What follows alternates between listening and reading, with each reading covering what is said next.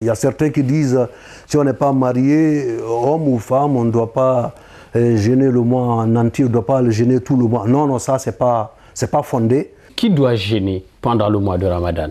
Voilà, pendant le mois de Ramadan, c'est celui-là, c'est le musulman qui est appelé à jeûner. C'est un mois où le musulman doit jeûner. Le musulman qui a atteint l'âge de la puberté, il doit jeûner. Que ce soit un homme ou une femme, ils doivent jeûner. Pourvu qu'il soit musulman, s'il a atteint la majorité, la puberté, il doit jeûner. Et là, ça devient une obligation. Une obligation. Qu'il soit marié ou pas, non. Il y a certains qui disent, si on n'est pas marié, homme ou femme, on ne doit pas jeûner le mois en entier, on ne doit pas le jeûner tout le mois. Non, non, ça, c'est pas fondé. Une fois on a atteint l'âge de la puberté, il faut jeûner le mois complet. S'il n'y a pas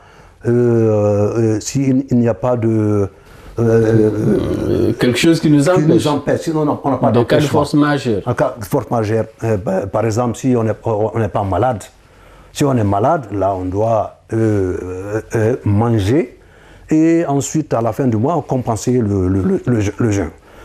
Donc si aussi on est en état de voyage, là aussi on peut manger, on peut jeûner, mais aussi si on ne peut pas supporter le jeûne et le voyage, on peut manger et ensuite à la fin du mois on compense les jours qu'on avait mangé pendant le mois de Ramadan. Et ensuite pour nos mamans et nos sœurs, quand elles sont en état de menstru ou de lochi, là aussi elles doivent manger forcément. Elles ne doivent pas jeûner. Là, si elles jeûnent, elles ont péché. Donc elles ne doivent pas jeûner. En dépit du fait que le jeûne est obligatoire pour le musulman majeur atteint de la puberté, oui. Mais à ces circonstances précises, oui. Là, jeûner devient un péché. Donc elles ne doivent pas jeûner, elles doivent manger et ensuite à la fin du mois, elles doivent compenser les jours qu'elles ont mangés. Donc c'est ça.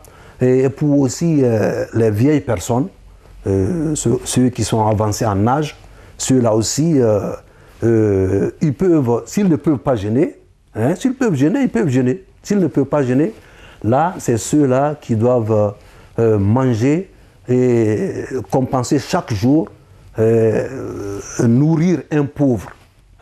Nourrir un pauvre pour les 29 ou pour les 30 jours, puisqu'ils ne peuvent pas jeûner. Ou ceux qui sont malades, qui sont condamnés, qui ne peuvent plus jeûner.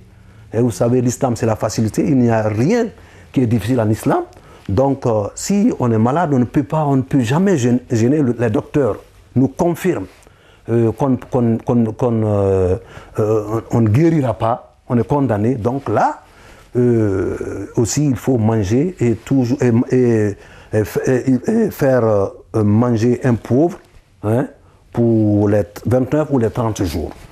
Donc c'est ça. Mais si on est malade et on attend la guérison, c'est-à-dire on peut guérir de la maladie, là, si on peut jeûner avec la maladie, tant mieux. On ne peut pas jeûner, là on mange et à la fin du mois, Inch'Allah, la guérison est là, on compense les jours qu'on avait mangés pendant le mois de Ramadan.